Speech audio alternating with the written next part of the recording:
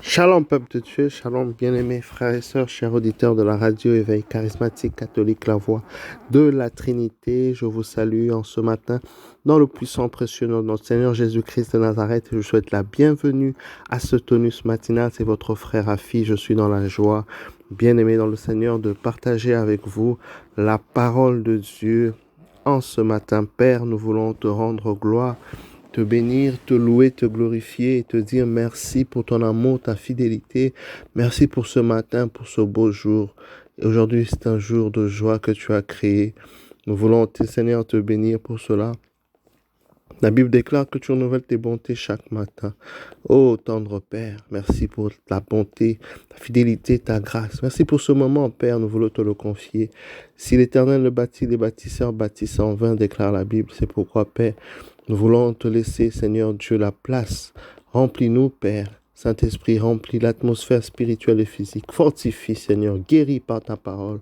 Oh, toi qui connais nos besoins, toi qui dis, venez à moi, vous qui avez des fardeaux. Voici les fardeaux de nos vies, déposés devant ton saint trône, ô Père. Seigneur Dieu, prends le devant et agis. Au nom de Jésus, nous avons ainsi prié. Amen. Alléluia. La Bible déclare, bien-aimés dans le Seigneur, dans le livre de Matthieu 11, à partir du verset 28. En ce temps, Jésus prit la parole et dit, « Venez à moi, vous tous qui peinez sous le poids du fardeau, et moi je vous procurerai le repos. Prenez sur vous mon joug, devenez mes disciples, car je suis doux et humble de cœur, et vous trouverez le repos pour votre âme. Oui, mon joug est facile à porter et mon fardeau léger. » Alléluia. Je bénis le Seigneur pour cette parole en ce matin, cette parole qui vient, bien-aimé, nous reconforter, cette parole qui vient nous faire du bien, cette parole qui vient nous rappeler que, bien-aimé, malgré les circonstances de la vie, malgré les difficultés, malgré les expériences parfois négatives, nous ne sommes pas seuls. Le Seigneur veille sur nous. Le Seigneur est notre bon berger. Le Seigneur nous offre de l'aide, de la solution. Il est prêt, plus près même que nous l'imaginons, nous le pensons. Il dit en ce matin que nous venons vraiment le laisser tous nos fardeaux. La Bible dit que nous puissions tout décharger à Dieu pour qu'il puisse s'en occuper. Je viens ainsi en ce matin, bien-aimé, t'exhorter, t'encourager à ne point t'inquiéter des situations, à ne point, n'est-ce pas, te faire des soucis parce que ça ne résout en rien ton problème, ça n'ajoute en rien une solution à ton problème. L'attitude que tu dois avoir, c'est une attitude de foi. Le Seigneur compte sur ton attitude pendant que tu traverses les épreuves. Alléluia. Le Seigneur aimait voir en toi une attitude de foi. La Bible déclare que nul ne peut plaire à Dieu sans la foi. Donc quand tu es pas dans des situations compliquées, quand tu traverses, n'est-ce pas, des moments difficiles, le Seigneur regarde, n'est-ce pas, à ton attitude. Le Seigneur regarde à ton cœur. Le Seigneur regarde comment est-ce que tu parles, comment est-ce que tu agis. Le Seigneur veut voir en toi la fidélité, n'est-ce pas, du Fils et du Fils et de la fille de Dieu. Le Seigneur aimerait voir que tu ne vacilles point. Que déclares-tu quand tu traverses, n'est-ce pas, des situations difficiles, pendant que tu portes ton fardeau? Qu'est-ce que tu es en train de dire?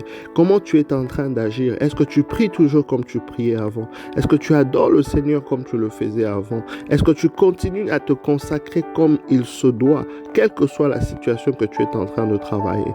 La Bible dit, venez à moi, vous qui avez des fardeaux. Le Seigneur est en train de nous inviter en ce matin de déposer tout, alors tout ce qui peut être sujet, n'est-ce pas, d'inquiétude, tout ce qui peut être sujet d'inquiétude. Bien-aimé, j'aimerais que nous puissions ce matin le déposer dans la présence du Seigneur, le déposer devant le Saint Trône. Lorsque tu as déjà prié pour quelque chose, il n'y a point besoin de s'inquiéter pour la chose parce que tu sais que Dieu répond aux prières, parce que tu sais que Dieu est fidèle. Il n'y a point raison de commencer à se poser des questions lorsque tu as déjà prié ou lorsque tu pries pour un sujet. Bien-aimé, j'aimerais t'inviter en ce matin de ne point continuer à parler de ce problème aux hommes ou encore autour de toi, parce que lorsque tu parles du problème, ça amplifie. Quand tu parles du fardeau, ça amplifie, n'est-ce pas, l'ampleur même de ce que tu es en train de traverser. Tu devras en parler à Dieu dans la prière. Ça, tu peux le faire.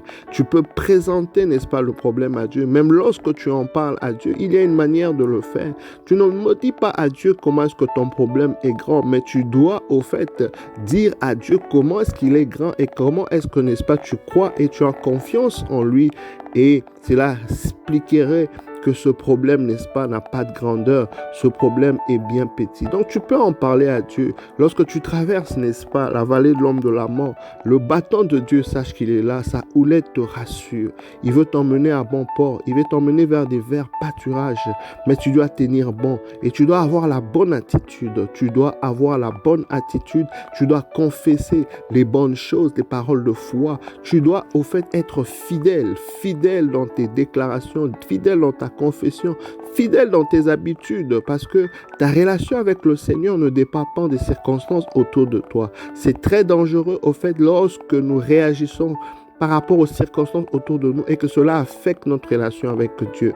Ton adoration pour Dieu ne devrait pas dépendre de ce que tu vois autour de toi, mais de ce que tu sais que Dieu est pour toi. Alléluia. Et ça, c'est un domaine de la révélation. Le Dieu qui s'est révélé à toi, le Dieu qui a toujours été avec toi, le Dieu de ton enfance, le Dieu de ta vie, le Dieu de ta foi, bien-aimé, le Dieu de ton alliance, le Dieu de ton appel. Il est le même hier, aujourd'hui et éternellement.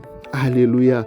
Il nous appelle à lui être fidèle, à lui être consacré, à ne point changer nos habitudes à cause des événements autour de nous. Nous ne marchons pas par la vue, mais nous marchons par la foi. La Bible déclare: le juste vivra par la foi. Amenons à Dieu nos fardeaux, amenons à Dieu nos inquiétudes. Quel que soit ce que nous traversons, déposons-le devant le trône de Dieu par la prière, et bien-aimé, rendons grâce par après, rendons grâce pensant que ce que nous avons demandé est déjà spirituellement accompli et nous attendons que la manifestation. Soyons donc dans une attitude d'action de grâce, pas dans une attitude de crainte, d'inquiétude, de lamentation, non, mais une attitude de foi, de sérénité, de confession de ce que Dieu a dit par rapport à cette situation. Emmène ce fardeau au Seigneur en ce matin et cesse de continuer à se plaindre ou encore en parler du problème aux hommes ou autour de toi, mais de parler à Dieu par rapport à ce problème. Il dit son fardeau est léger, il est doux et humble de cœur. Il veut donc que nous puissions travailler pour ses intérêts. La même manière, nous voulons qu'il puisse intervenir dans notre vie. La même manière, le Seigneur est en train de voir comment est-ce qu'en te procurant ce que tu demandes, n'est-ce pas, tu seras utile pour son royaume. Vous voyez, d'autres personnes sont en train de prier. Parfois, le Seigneur ouvre les écluses des cieux et après, ils changent complètement, ils oublient. Un peu comme, n'est-ce pas, c'est l'histoire de 10 lépreux. 9 sont partis, un seul seulement est revenu.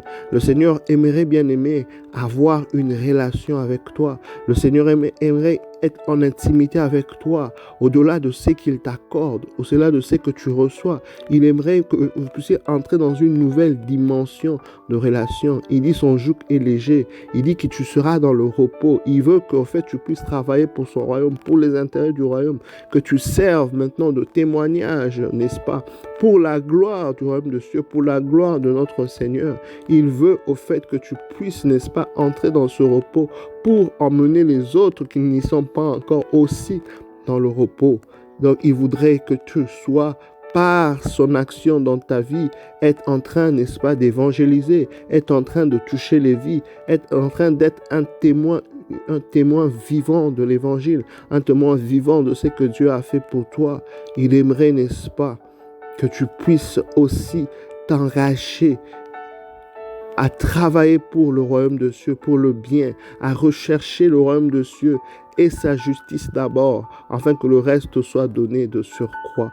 Il dit son joug, n'est-ce pas, est léger. Il aimerait que ton cœur soit attaché aux choses de Dieu, que ton cœur soit assoiffés de la justice de Dieu. La Bible déclare, heureux, n'est-ce pas, ceux qui recherchent la justice, ils seront rassasiés. Que ton cœur soit tourné à rechercher la justice de Dieu en toutes choses autour de toi, à fuir le mensonge, à aimer la vérité, à fuir les choses du monde, à aimer les choses de Dieu, à travailler activement pour la cause du royaume de cieux. Le Seigneur compte sur toi. Il voudrait que cet échange spirituel, cet échange prophétique, que toi tu puisses bénéficier de la bénédiction qu'il t'accorde, mais que cela te serve aussi pour que tu puisses apporter cette grâce, cette bénédiction à tes frères, n'est-ce pas, et à tes sœurs. Le Seigneur compte sur toi en ce matin pour cela. Sois béni, bien-aimé dans le Seigneur. Sois abondamment béni. Que la grâce de Dieu t'accompagne dans cette journée. Je me recommande, n'est-ce pas, à tes prières et à très bientôt. Bye bye.